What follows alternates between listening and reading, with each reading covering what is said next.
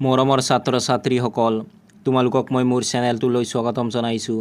আজি মই ক্লাছ 8ৰ বিজ্ঞান পাঠ্যপুথিৰ অধ্যায় 13 কৈশোৰ প্ৰাপ্তি পাঠটোৰ অনুশীলনীৰ প্ৰশ্নসমূহৰ উত্তৰসমূহ আলোচনা কৰিম। গতিকে তোমালোকে ভিডিঅ'টো প্ৰথমৰ পৰা শেষলৈকে চাবা। অনুশীলনীৰ 1 নম্বৰত দিয়া আছে, অন্তঃস্ৰাৱী গ্ৰন্থিয়ে দেহৰ পৰিৱৰ্তনৰ বাবে নিঃসৰণ কৰা পদাৰ্থসমূহক কি নামেৰে নামকৰণ কৰা হৈছে? তোমালোকে উত্তৰত লিখিবা হৰমন।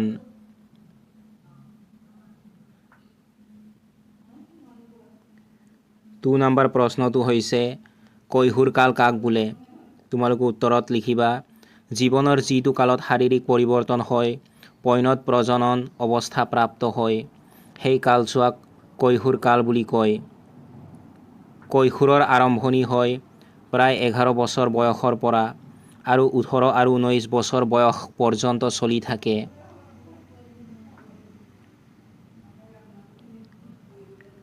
থ্ৰী নম্বৰ প্ৰশ্নটো হৈছে মাহেকীয়া ঋতুচক্ৰ কি? ব্যাখ্যা কৰা। তোমালোকে উত্তৰত লিখিবা মহিলাৰ প্ৰজনন ক্ষমতা 10 পৰা 12 বছৰ বয়সত আৰম্ভ হয়, অৰ্থাৎ প্ৰজনন প্ৰাপ্তি হোৱাৰ পৰাই আৰম্ভ হয়। এই ক্ষমতা 45 পৰা 50 বছৰলৈ চলি থাকে। প্ৰজনন প্ৰাপ্তিৰ পৰাই ডিম্বাণু গঠন হয়, পুৰঠ হ'বলৈ ধৰে আৰু পুৰঠ ডিম্বাণু 28 পৰা 30 দিনৰ ভিতৰত একোটাকৈ নিঃসৰণ হয়। যদি এই ডিম্বাণু নিষেচিত নহয়, ডিম্বাশয়ৰ পৰা ওলোৱা ডিম্বাণু জৰায়ুৰ ডাঠ আৱৰণ আৰু ৰক্তনলিকাৰ সৈতে বাহিৰলৈ ওলাই আহে। ইয়াৰ ফলত ৰক্তক্ষৰণ হয়। ইয়াকে মাহেকীয়া ঋতুচক্ৰ বোলে।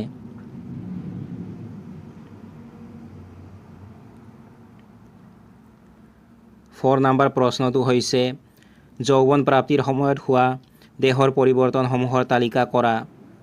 তোমালোকে উত্তৰত লিখিবা যৌৱন প্ৰাপ্তিৰ সময়ত হোৱা দেহৰ পৰিৱৰ্তনসমূহ হ'ল শৰীৰৰ উচ্চতা বৃদ্ধি হয়, শাৰীৰিক আকৃতিৰ পৰিৱৰ্তন হয়, ল'ৰা ছোৱালীয়ে প্ৰজনন ক্ষমতা লাভ কৰে, মাতৰ পৰিৱৰ্তন, ঘৰ্ম আৰু তৈল গ্ৰন্থিৰ বৰ্ধিত ক্ৰিয়াৰ ফলত শালমইনা ওলায়, যৌনাংগৰ বিকাশ, মগজুৰ বিকাশ ঘটে।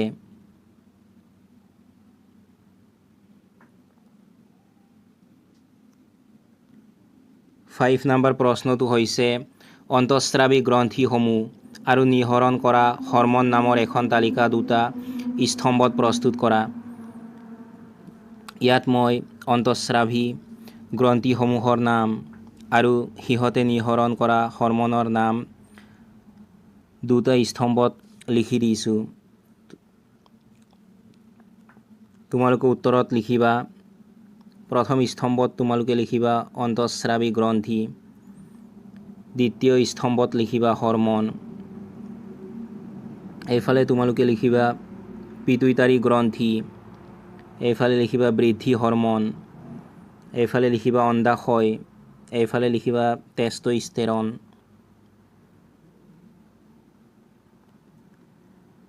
এইফালে লিখিবা ডিম্বাশয়, এইফালে লিখিবা ইষ্ট্ৰজেন, এইফালে লিখিবা থাইৰইড, এইফালে লিখিবা থাইৰক্সিন, এইফালে লিখিবা অগ্নাশয়, এইফালে লিখিবা ইনচুলিন, এইফালে লিখিবা এড্ৰিনেল গ্ৰন্থি, এইফালে লিখিবা এড্ৰিনেলিন।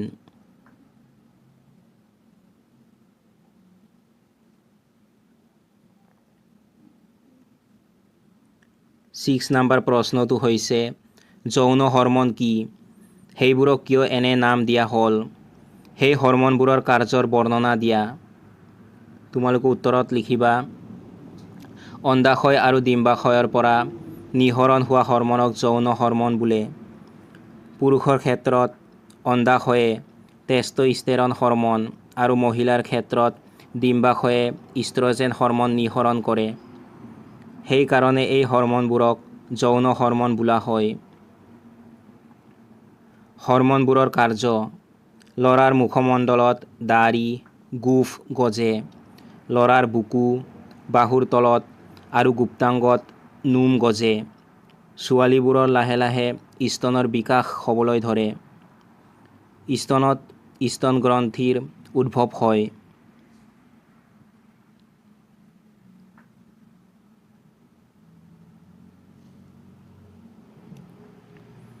7 নম্বৰত দিয়া আছে উপযুক্ত উক্তিটো বাছি উলিওৱা। এ নম্বৰত দিয়া আছে কিশোৰ কিশোৰীসকল আহাৰ সম্পৰ্কে সচেতন হোৱা উচিত কিয়নো। ইয়াৰ শুদ্ধ উত্তৰ হৈছে অপশ্যন নম্বৰ 2, শৰীৰত হৈ থকা দ্ৰুত বৃদ্ধিৰ বাবে উপযুক্ত আহাৰৰ প্ৰয়োজন। তোমালোকে উত্তৰত লিখিবা শৰীৰত হৈ থকা দ্ৰুত বৃদ্ধিৰ বাবে উপযুক্ত আহাৰৰ প্ৰয়োজন।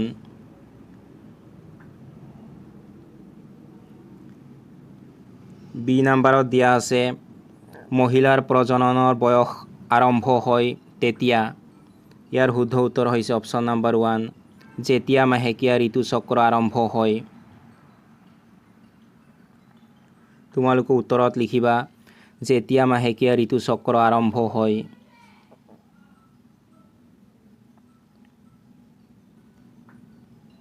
চি নম্বৰত দিয়া আছে কিশোৰ কিশোৰীৰ যথোপযুক্ত আহাৰ সামগ্ৰী হ'ল।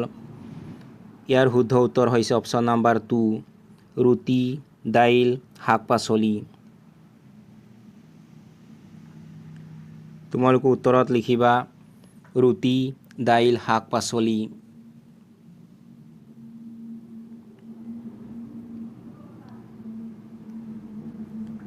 8 নম্বৰত দিয়া আছে চমু টোকা লিখা। এ নম্বৰত দিয়া আছে ডিঙিৰ ঘটিকা। তোমালোকে উত্তৰত লিখিবা প্ৰজনন ক্ষমতা প্ৰাপ্তিৰ সময়ত স্বৰযন্ত্ৰৰ আকাৰ বৃদ্ধি হ'বলৈ ধৰে। ল'ৰাৰ ক্ষেত্ৰত স্বৰযন্ত্ৰবোৰ ডাঙৰ হয়। ল'ৰাৰ বৰ্ধিত স্বৰযন্ত্ৰ গিব্ৰা অঞ্চলত বাহিৰলৈ বাঢ়ি অহা এটা অংশ হিচাপে দেখা যায়। এই অংশক ডিঙিৰ ঘটিকা বুলি কোৱা হয়।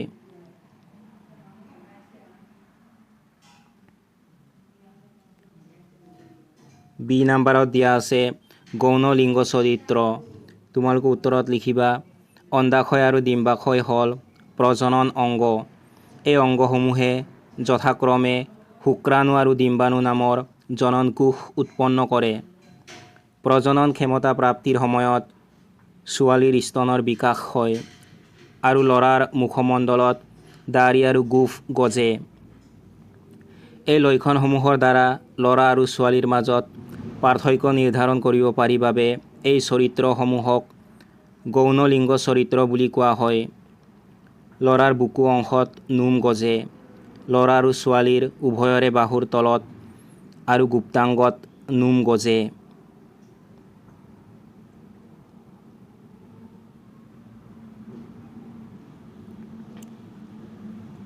চি নম্বৰত দিয়া আছে জন্মপূৰ্বক লিংগ নিৰ্ণয়। তোমালোকে উত্তৰত লিখিবা মানুহৰ দেহৰ প্ৰতিটো কোষৰ কোষ কেন্দ্ৰত 23 যোৰ ক্ৰম'জম থাকে। ইয়াৰে এযোৰ ক্ৰম'জমক X আৰু Y বা যৌন ক্ৰম'জম বুলি নামকৰণ কৰা হৈছে। মহিলাৰ ক্ষেত্ৰত দুডাল Xৰ ক্ৰম'জম থাকে আৰু পুৰুষৰ ক্ষেত্ৰত এডাল X আৰু এডাল Y ক্ৰম'জম থাকে। জনন কোষবোৰত মাত্ৰ এযোৰ ক্ৰম'জম থাকে। নিষিক্ত নোহোৱা ডিম্বাণুত মাত্ৰ এডাল X ক্ৰম'জম থাকে, কিন্তু শুক্ৰাণুবিলাকত 2 প্ৰকাৰৰ ক্ৰম'জমেই থাকে। যেতিয়া X ক্ৰম'জমযুক্ত এটা শুক্ৰাণুৱে ডিম্বাণুক নিষিক্ত কৰে, তেতিয়া তাৰ পৰা সৃষ্টি হোৱা যোজন কোষটোত দুডাল X ক্ৰম'জম থাকিব আৰু ইয়ে এটি কন্যা সন্তানলৈ বিকশিত হ'ব। যদি শুক্ৰাণুটোৱে Y ক্ৰম'জমযুক্ত হৈ ডিম্বাণুক নিষিক্ত কৰে, তেতিয়া তাৰ পৰা সৃষ্টি হোৱা যোজন কোষটোত দুডাল ক্ৰম'জম ক্ৰমে Y আৰু X থাকিব আৰু ই এটি ল'ৰা সন্তানলৈ বিকশিত হ'ব।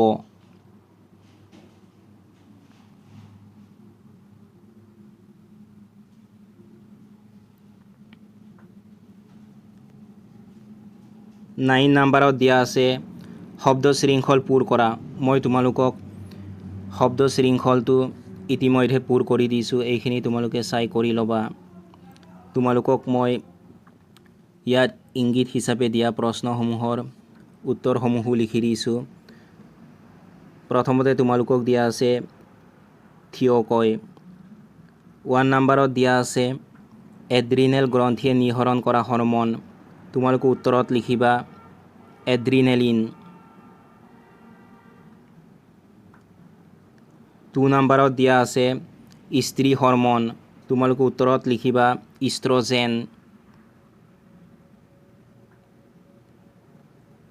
3 নম্বৰত দিয়া আছে এবিধ নলিকাযুক্ত গ্ৰন্থি। তোমালোকে উত্তৰত লিখিবা ঘৰ্ম। 4 নম্বৰত দিয়া আছে অন্তঃস্ৰাৱী গ্ৰন্থিয়ে নিঃসৰণ কৰা দ্ৰব্য। তোমালোকে উত্তৰত লিখিবা হৰমন। 6 নম্বৰত দিয়া আছে ইনচুলিন হৰমনৰ অভাৱত হোৱা ৰোগ। তোমালোকে উত্তৰত লিখিবা মধুমেহ।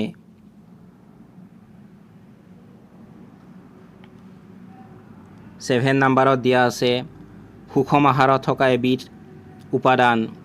তোমালোকে উত্তৰত লিখিবা ভিটামিন। তাৰ পাছত দিয়া আছে পথালিকৈ। 2 নম্বৰত দিয়া আছে অগ্নাশয় গ্ৰন্থিয়ে নিঃসৰণ কৰা হৰমন। তোমালোকে উত্তৰত লিখিবা ইনচুলিন।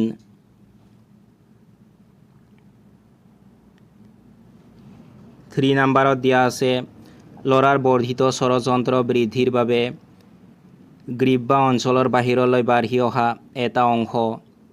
তোমালোকে উত্তৰত লিখিবা ঘটিকা।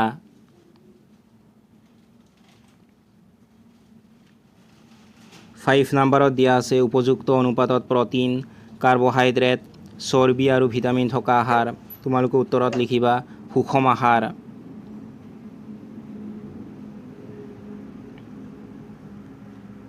8 নম্বৰত দিয়া আছে মগজুৰ লগত সংলগ্ন থকা এবিধ গ্ৰন্থি যিয়ে হৰমন নিঃসৰণ কৰে।